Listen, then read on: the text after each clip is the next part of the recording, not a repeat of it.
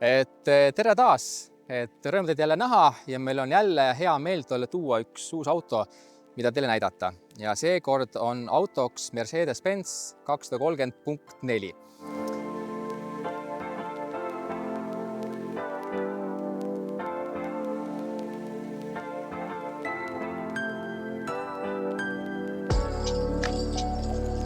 Nagu öeldakse, et hea lapsele mitu nime, tegelikult ka selle auto puhul on isegi keeruline otsustada, kuidas seda autot kutsuda, täpselt, mis oleks selle auto siis lisaks selle mudelnimele. Asi on selles, et Mercedes tollal tihti kasutas niimoodi, et kui tal üks mudel oli tootmises, siis ta kasutas kahte mudelikoodi, et üks oli siis vähem luksuslikuma variandi jaoks ja teine oli rohkem luksuslikuma variandi jaoks. Näiteks siis mudel V111 ja V112, V108 ja V109. Nende puhul oli siis see, et see arv näiteks 112 ja 109 tähistas just nimelt luksuslikumat varianti, aga selle mudeli puhul on vastupidi, et see auto kannab siis mudelikoodi V115, kuna selle auto on 4 silindrit bensiinimootor, aga kui selle autol oleks 6 silindrit bensiinimootor, siis oleks ta V114. Lisaks on see, et kui see mudel tuli turule, siis Mercedes ise kasutas autodokumentides kasutas siis sellist tähist ehk siis saksa keeles Strich 8 ehk Strich on siis nagu kaldkriips ja 8 on 8 ehk kaldkriips 8 ehk Strich 8 ja tegelikult selle nime alt ka enamalt tuntakse, eriti Saksamaal, Strich 8 Mercedes. Ja et võib-olla lihtsamini aru saada, et mis autoga on tegu, mis mudeliga, siis võiks öelda, et tegu on E-klassi eelkäijaga, et E-klassiks autot nimetada ei saa, kuna nimi E-klass tuli alles kasutusele Mercedes V124 puhul, kuid mitte alguses, vaid alles pärast teist facelifti aastal 1993. Ja võttes arvesse, et seda konkreetset mudelit toeti alates aastast 68, ehk siis 25 aastat varem, enne kui ametlikult võeti kasutusele nimi E-klass. Ja ma ühe asja veel ütlen ära, kuna ma ise on hästi detailidest kinni, et jah, ametlik seeria tootmine siis leidis aset aastast 68 kuni 76, aga tegelikult juba 67. aasta suvest hakati eelseeria autosid tootma, neid toodeti ligi 3000 tükki, et kui ametlik esitlus oli 68. aasta jaanuaris, siis oli ju mida ette näidata. Nii, et selle auto disainer oli Paul Bracq ja siis lisaks sellele mudelile ta disainis ka juba jutuks tulnud mudelid V108 ja V109, lisaks disainis ka suure Mercedes 600 tüüpkoodiga V100 ja disainis ta samuti ka V113 SL Mercedese, mis kannab hüüdnime Pagoda või saksapäraselt Pagode. Kui lisaks Mercedestele disainis ta ka BMW-si ja kindlasti ka meie vaatajalt tuntud mudelid 5. seeria E12, 3. seeria E21, 6. seeria E24 ja 7. seeria E23. Ja antud mudel on siis facelift mudel ja facelift tuli siis turule 73. aastal ja see auto on pärit aastast 75 ja ta saab kohe oktoobrikuus 50-aastaseks ja ma räägin ära ka, mis on siis facelifti mudeli eripära. Et esiteks on see, et iluvõre on natukene madalam, natuke laiem ja teiseks on see, et esistange, et kui vanemal mudelil olid siis kaheosaline stange, seal on üheosaline stange ning kui vanem mudelil oli numbrimärk siin all, siis facelift mudelil on siin stange peal. Lisaks üks oluline asi võib-olla, mille puhul kõige lihtsam on vahet teha, on see, et kui facelift eelsel mudelil oli siin kolmnurkaken, siis facelift järgsel mudelil on aken ühes tükis. Ja kolmas asi, kui me läheme see taha, siis autol uued tagatuled, et vanemal mudelil olid siledad tuled, aga siis facelift järgsel mudelil on siis eesti keeles võib-olla kõige õigem öelda soonestatud tagatuled. Ja siin on ka näha see auto huvitav nimi 230.4 ja miks see nimi, et väga lihtne, põhjendan ära, räägin ära, et algselt, kui see mudel tuli turule, siis oli mudel müügis 230, lihtsalt 230 ja tegu oli siis V114 seeria mudeliga ehk siis 6-silindrise mudeliga. Aga facelifti järgselt tuli turule ka siis 2,3 liitrine mootor, siis rida 4 mootorina ja sai ka nimeks 230, aga eks siis oleks eristatavad autod, et siis uus 4-silindri mootoriga mudel sai nimeks 230.4 ja see vana 230 mudel sai nimetati ümber siis 230.6. Ja mis minu jaoks tegelikult tuli ka üllatusena mulle, et oli see, et see auto teljevahe on sama, mis on suurematel mudelitel V8, V109, oleks siis nii-öelda nagu S-klassi mudelid, aga noh, ametlikult nad ei ole S-klassi mudelid, kuna S-klassi nimi tuli kasutusse alles generatsioon hiljem, ehk siis V116 mudeli puhul. Aga jah, et selle teljevahe on sama nagu V108 puhul, aga kuna esiosa ja tagaosa on lühemad ja mõned mõõdud ka veel nii-öelda väiksemad, siis noh, see auto näeb kompaktsem välja. Ja nii näitan ära ka, mis on meil nii-öelda mootorruumis peidus, et see on siis uus facelifti järgne Ridaneli mootor, 2,3 liitrine ja sellel on väidetavalt 81 kilovatti ja 110 hobujõudu. Toon paar asja veel ära selle auto puhul, mis on oluline, et kui see auto turule tuli, tegelikult ta oli ikkagi omajagu uuenduslik mudel Mercedese jaoks. Nimelt ta sai täiesti uue veermiku ja sama veermiku kasutas ka selle mudeli järeltulija V123, lisaks ka S-klass V116, V126 ja ka SL ja SLC Mercedes V107 ja C107. Ja teine asi, mida tuleks kindlasti selle auto puhul ära mainida, on see, et see auto sai ka 4 ketaspidurit. Ja mitte ainult lisaraha eest või mitte ainult tippmudelil, vaid kõikidel mudelitel, ka kõige lihtsam variant sai 4 ketaspidurit. Ja me vaatame, kuidas see auto nagu sees näeb välja. Et ta on niisugune tüüpiline vanakooli Mercedes ja üsna lihtne. Et noh, on võib-olla nii-öelda levinud selline arvamus, et Mercedes oleks väga luksuslikud, aga tegelikult on see üsna petlik. Et loomulikult, et sul oli võimas osta väga luksuslik Mercedes, aga tegelikult enamus variante seda ei olnud. Ja põhjus oli väga lihtne, et tegelikult just selle mudeliga sai alguse see nii-öelda lisavarustuse hinnapoliitika, et väga palju asju oli saada, aga kõik maksis suurt raha. Näiteks selle autole oli võimalik osta elektriaknad, kas ainult ette või 4, osta elektriluuk, katuseluuk või siis ka manuaalne, kes tahtis. Oli isegi võimalik osta estitulepesurid, oli võimalik osta kliimaseade, oli võimalik osta kesklukk, aga kõik see maksis väga palju raha. Ja räägitakse isegi sellist nii-öelda legendi, ma ei tea, kas see on tõsi või mitte, et ütleme, et kliimaseade, et USA turumudelitel oli ikka enam-vähem nagu tavapärane, kuid Euroopa turumudelitel oli ta sedavõrd haruldane, et oli, et keegi reaalselt ei kohanud sellist autot, et see tõendus selle kohta, et seda reaalselt ka pakuti Euroopa turule, oli see, et kui omanikud vaatasid kindlalaegast, võtsid välja selle manuali ehk kasutusjuhendi, et seal sees oli siis ka õpetus, kuidas seda kasutada. Nendel, kelles oli, aga väidetavalt enamusel seda ei olnud. Aga jah, et aga palju asju ei saada, aga kõik maksis palju raha ja ma toon ühe huvitava näite. Et ka üsna kentsakas natuke väike vahepõige. Et mul oli kunagi minu käes käis läbi üks Mercedes V126. Et oli siis mudeliks 420 SEL ehk 420 oli siis V8 mudel ja mis oli juba nii-öelda facelift järgne. SEL tähendas, ta oli pikkere ja ta oli nahksisu. Ma ei tea, kas oli siis standardvarustus või lisavarustus. Ma eeldan, et lisavarustus tundes Mercedest. Ja ta oli veel igasuguseid lisasi ja kui ma ei eksi, ma ei mäleta, need autosid nagu ka mitmeid on. Ta oli isegi esimesed elektrismed.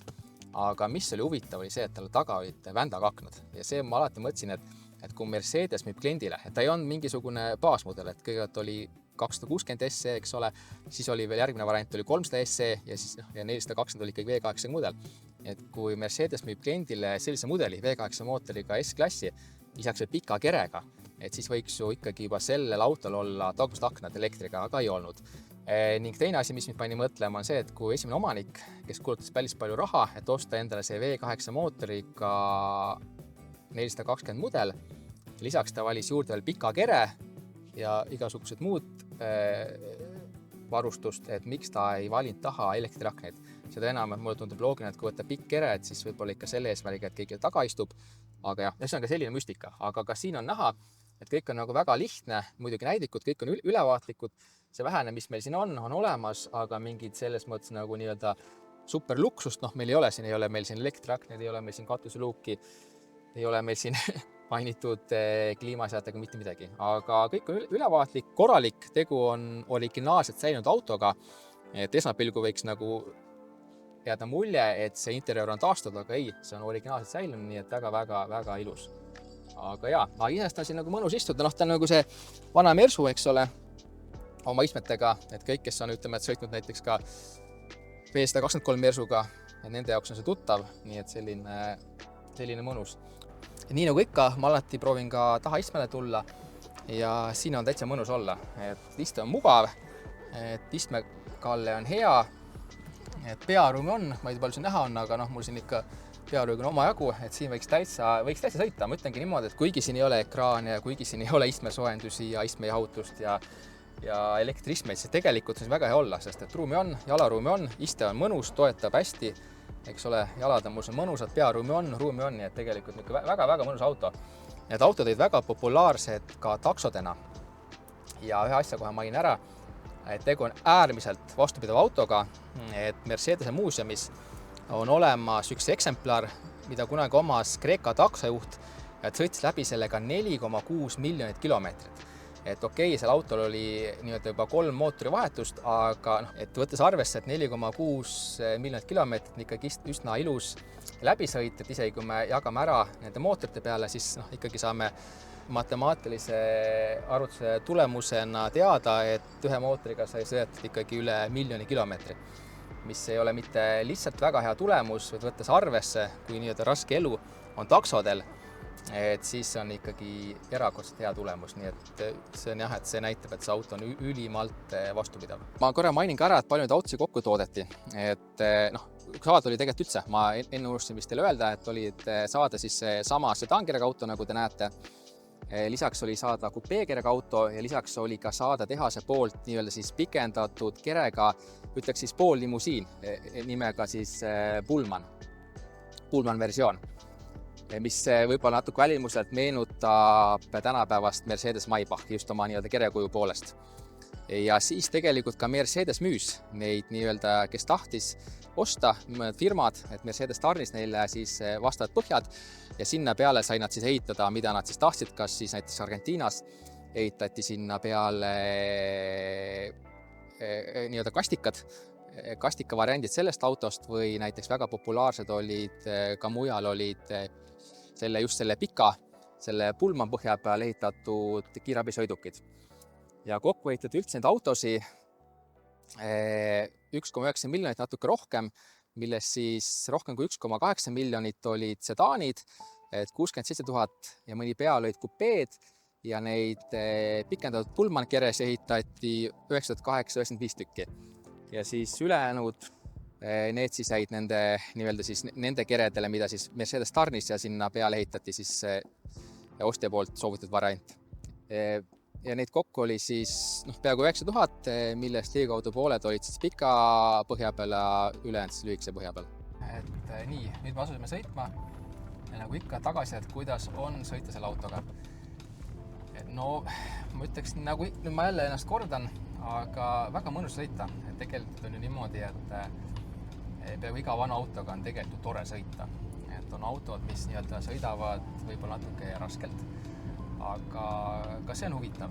Et selles mõttes, et see on nagu eriti tänapäevase automaailmaga võrreldes on see mõnus kontrast. Aga see konkreetne Mercedes, see sõidab tegelikult väga hästi. Ja see on jälle üks niisugune koht, et võib-olla mina ütleks, et on võib-olla levinud selline arusaam, et Mercedesed, ka vanad Mercedesed on väga mugavad. Et väga mugavad autod ja tegelikult sellega nii ja naa. Et ütleme niimoodi, et kui nüüd võtta S-klassi Mercedes, V116 või V126, siis tegelikult nendega on see asi, et nad loomulikult igati mugavad, aga näiteks, kes tahab seda tipptulemust nautida, siis pigem ma ütleks, et Jaguar X-Jet on see auto, mille poole tuleks vaadata. Aga antud autoga kohe vaatame, me saame suuremale teele ka. Ma oskan teile edasi öelda, aga juba praegu tundub, et siin oli meil munakivi tee, künklik ja kohe ei tunda, et see auto on mõnus pehme. Annan teile mingi hetk rohkem tagasi. Nii, nüüd natuke infot ka auto kohta, et kuidas ta ka siis nüüd on sõita, kui meil on hoog üleval. Ja tõesti, ta on väga selles mõttes väga mõnus sõita, et üks asi küll, et mida tuleb nagu väga kiitvalt öelda Mercedest osas, just nimelt vanemate Mercedest osas, on see, et kui nendega sõita, et loomulikult, kui me nüüd kõrvutaksime seda mõne uue mudeliga, siis on ju tunda, et uus mudel ja vanem on ju vanem. Aga võttes arvesse, et see konkreetne auto saab järgmine kuu 50-aastaseks ning see mudel tuli turule aastal 68, tegelikult juba hakati neid ehitama 67, neid eelseera mudeleid, et siis me juba saame tegelikult teada selle, et auto on juba peaaegu 60 aastat vana, see põlvkond, ja selle aja kohta ta ikka seda väga hästi. Et ma ei pea siin roolis kuidagi nagu võimlema ega pingutama, et mul oleks siin hea sõita siin tee peal. Et meil on selline natuke väiksem teega künklik, et siin auto ei ole kuidagi ülemäära vedel ega ei nigis ega nagis ega kuidagi ebameeldiv. Et ta on nagu väga-väga mõnus sõita, et ma siin istun rahulikult, räägin teiega ja väga mõnus on sõita.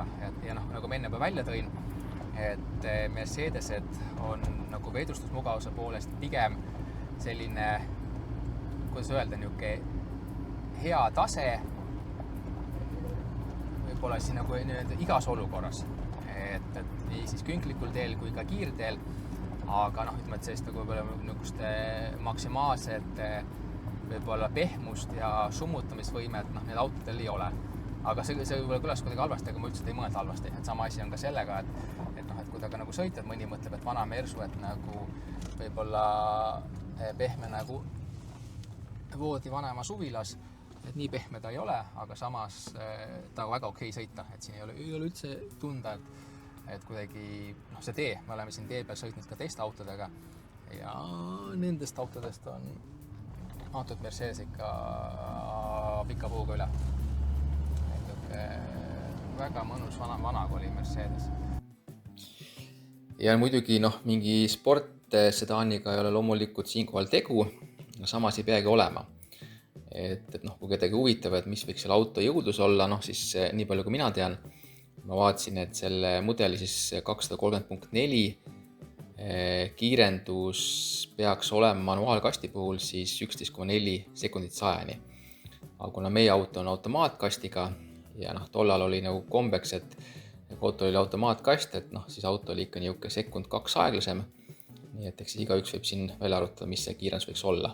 Aga kuna see on rohkem niuke mõnus kulgemise auto, siis me autot proovile panema ei hakka, lihtsalt naudime sõitu. Aga seda ma küll veel kord kordan, et sõit on väga hea.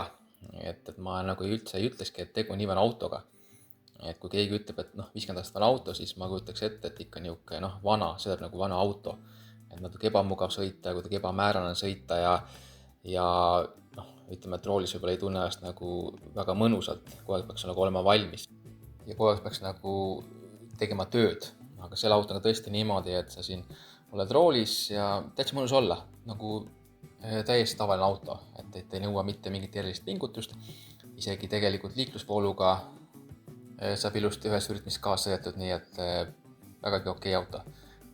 Mõnus vanakooli Mercedes, mis ühest küljest on nagu vanakool, aga teisest küljest on hobiauto, millega tõesti suvel saab iga päeva asju ajada. Nii et väga-väga hea auto tegi Mercedes valmis. Ja kui me juba sõidame, et ma selles mõttes, et ühe asja lihtsalt juba räägin. Et me oleme siin, teeme ka klubisõite ja oleme arutanud seda siis meie klubisõitu osavõtjatega, et nad vaatavad ka meie videosi ja ütlevad, et neile väga meeldib selline meie niuke maalähedane stiil. Et jah, me nagu proovime nii-öelda seda, et mitte siin väga niukest ilukõne esitada, vaid just nii-öelda rääkida asjadest nii nagu on. Et nagu, et ütleme nii, et kui 2 autoentusiasti saavad kokku, ma siis ei tahaks öelda, et purksi putka juures, võib-olla see nüüd kõlab imelikult, aga oletame saavad kokku siis lennujaama ootesalongis või hoopis järgneval lennul istuvad nad kõrvuti. Et nii nagu nad omavahel asjadest räägivad ja sellisel viisil ja sellises stiilis üritame ka meie neid videosi ja sõidualamusi teieni tuua. Et nagu, mina ütleks nagu autoentusiastile.